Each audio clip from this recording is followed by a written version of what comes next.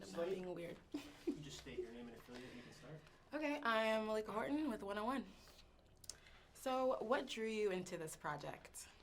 What I loved about the movie, what I loved about the screenplay were the themes of ambition and legacy, and how far a person would go to be remembered, and also the unintended consequences of technology, new ideas, and how they could lead to. Oh God, I'm sorry.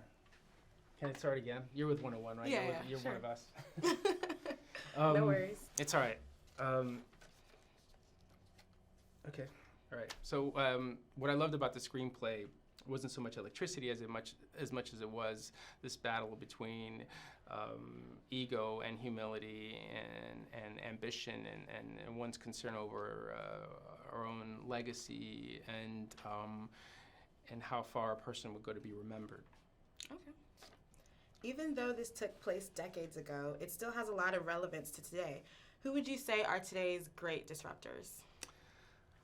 I mean, obviously, Jobs and Gates come to mind, but also I think Bezos and Musk and Branson, I think, are the new ones in their race to space. I think it would be interesting how that plays out.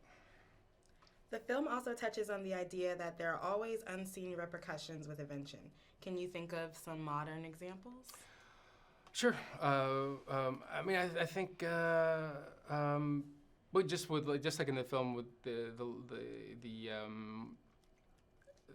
light bulb can lead to the electric chair. And when you think about social media, it's meant to connect us, but it also leads to loneliness. And so that's one example. What was the most interesting thing that you learned about these geniuses and their inventions? I think George Westinghouse is one of our kind of best kept secrets because he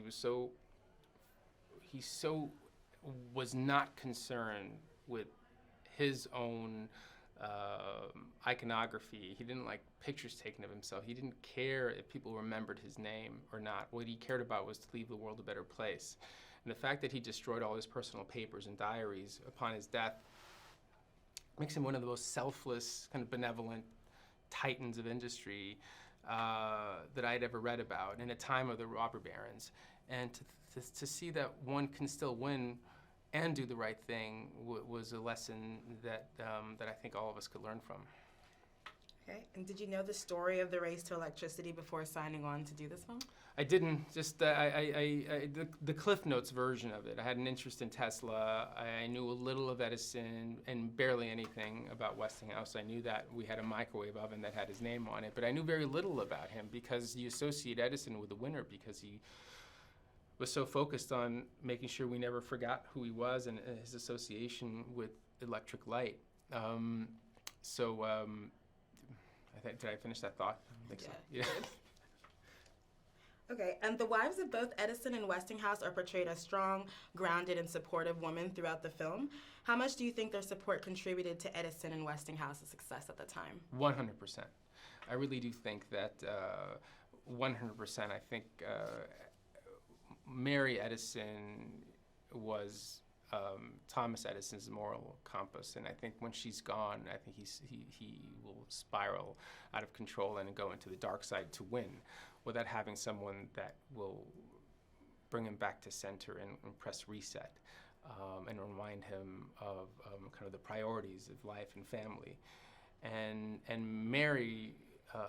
Marguerite Westinghouse was always thought of as George Westinghouse's partner. And she was treated as an equal by him and by many of his men at WABCO. All right, well, that's all the questions I have for you. Thank you. Thank Sorry you I very screwed up much. the first few. Oh,